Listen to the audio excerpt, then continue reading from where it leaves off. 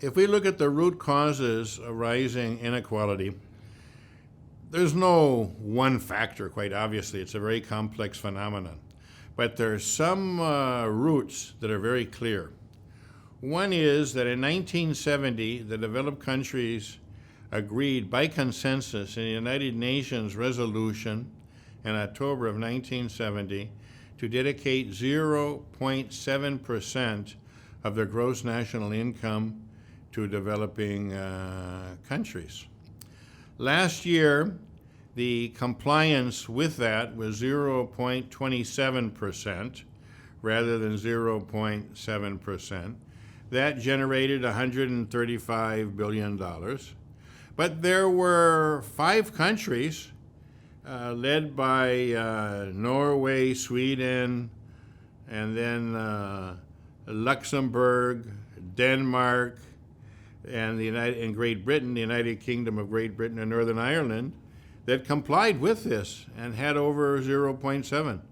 Norway and Sweden were even over 1%. And then the Netherlands was 0.67, very close. And in other years, they'd been on target, showing that it can be done. Even the United Kingdom, with austerity policies, complied with the 0.7% for developing countries. That 1970 resolution went into full effect in 1975. If we look at the compliance and incompliance since 1975, that means that the developed countries have not transferred, as per their signed commitment to the developing countries, $4.2 trillion. $4.2 trillion. This quite obviously has affected their development, quite obviously affected the struggle to reduce poverty, and quite obviously has contributed to increasing inequality between countries, because the developed countries have kept $4.2 trillion that should have been distributed to the developing countries. That's one route. A second route is the transit from liberalism to neoliberalism. An important moment in that transit was the first tiquilazo, the first foreign debt crisis in Mexico. At that time, the Foreign Reserve Bank met under the chairmanship of Paul Volcker, who was the chairman of the Federal Reserve, and the New York Federal Reserve, which deals with external issues, met and decided that that wasn't going to be a New York banking crisis. It wasn't going to be a crisis of the creditors. It was going to be a crisis of the debtors.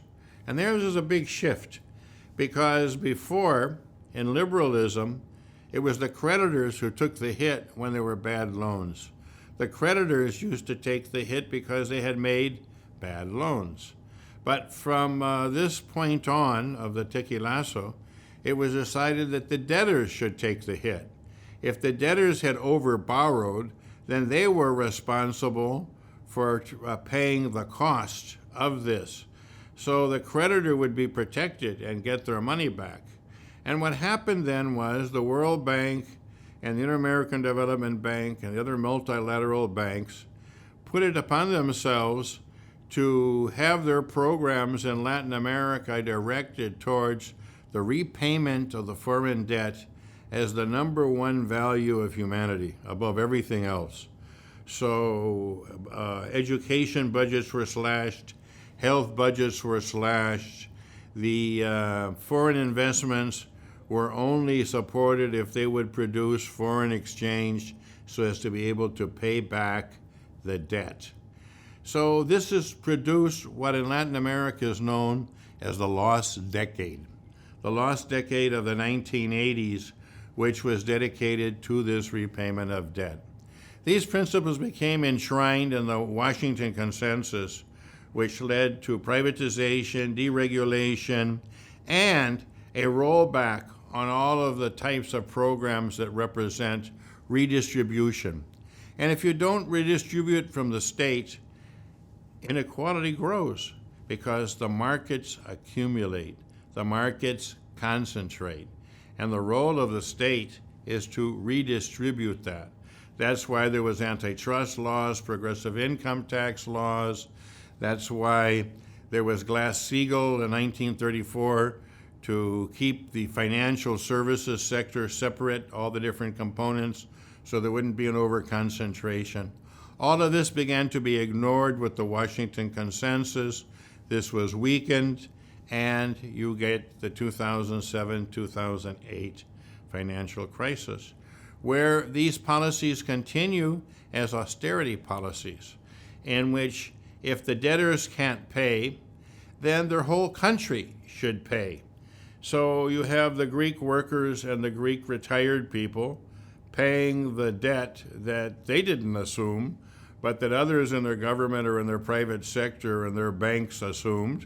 But they are the ones who are supposed to repay under this neoliberal idea that it's the debtors who should repay for bad loans, and if the debtor can't do it, then the entire country of the debtor. What does this produce?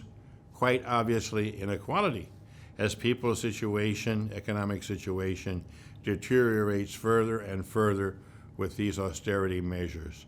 So these are the types of huge issues that we confront in terms of international tendencies when we're talking about reverting increasing inequality in the world today.